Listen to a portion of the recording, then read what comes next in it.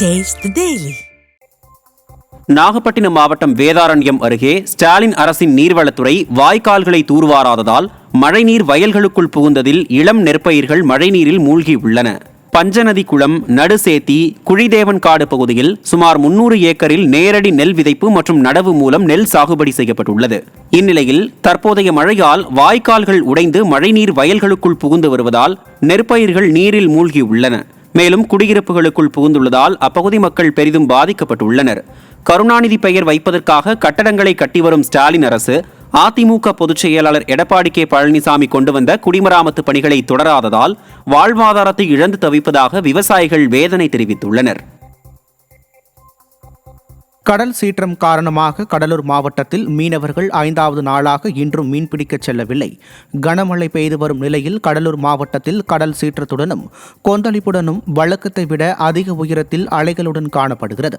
இதனால் தாளங்குடா, தேவனாம்பட்டினம், சிங்காரத்தோப்பு, சொத்திக்குப்பம் உள்ளிட்ட 49 மீனவ கிராமத்தை சேர்ந்த மீனவர்கள் 5வது நாளாக கடலுக்கு மீன்பிடிக்க செல்லாமல் படகுகளை பாதுகாப்பாக கரையோரம் நிறுத்தி வைத்துள்ளனர்.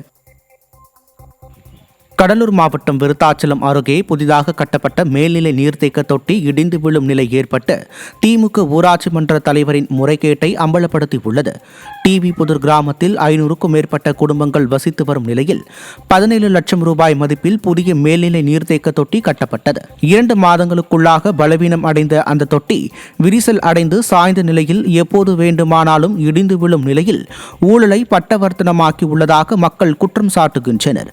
மேலும் அங்கு மின் மோட்டாரும் பழுதானதால் மழையிலும் மக்கள் தண்ணீருக்கு அலையும் அவலம் ஏற்பட்டது. மக்கள் நலனில் அக்கறை செலுத்தாத விடிய அரசு கமிஷன், கரப்ஷன், கலெக்ஷனில் மட்டும் குறியாக இருப்பதாக கிராம மக்கள் விமர்சிக்கின்றனர். திருவாரூர் மாவட்டம் நன்னிலம் அருகே மரம் முறிந்து விழுந்ததில் 2 கடைகள் சேதமடைந்தன. கோமதி அருகே நல்லமாங்குடி ரஸ்தா தெரு சாலையில் சுமார் 50 ஆண்டு கால மரம் சாலையில் திடீரென சாய்ந்து விழுந்தது. இதில் அப்பகுதியில் இருந்த 2 கடைகள் சேதமடைந்ததால் வியாபாரிகள் வாழ்வாதாரத்தை இழந்து தவிக்கும் நிலை ஏற்பட்டுள்ளது.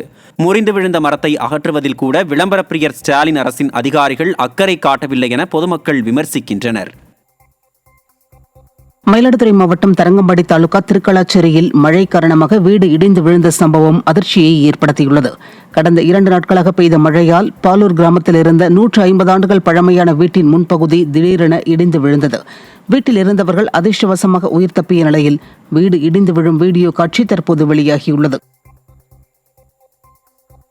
கடலூர் மாவட்டம் விருத்தாச்சலம் நகரத்தில் சேகரிக்கப்படும் குப்பைகளை விளையாட்டு மைதானத்தில் கொட்டும் வீடியோ வெளியாகியுள்ளது. பெரியவடவாடி கிராமத்தில் அமைந்துள்ள நகராட்சி குப்பை கிடங்கிற்கு கொண்டு செல்லாமல் அண்ணாநகர் பகுதியில் உள்ள விளையாட்டு மைதானத்தில் கொட்டி வருவதாக கூறப்படுகிறது. இதனால் அப்பகுதியில் துர்நாற்றம் வீசுவதாகவும் நோய் தொற்று ஏற்படுவதாகவும் குற்றம் சாட்டும் அப்பகுதி மக்கள் ஸ்டாலின் அரசின் நகராட்சி நிர்வாகம் விளையாட்டு மைதானத்தில் குப்பைகள் கொட்டுவதை தவிர்க்க வேண்டும் என்று கோரிக்கை வைத்துள்ளனர். ஸ்டாலின் ஆட்சியில் அதிகாரிகள் மக்கள் விரோத செயல்களை கண்டுகொள்வதில்லை என்றும் புகார் தெரிவித்தனர்.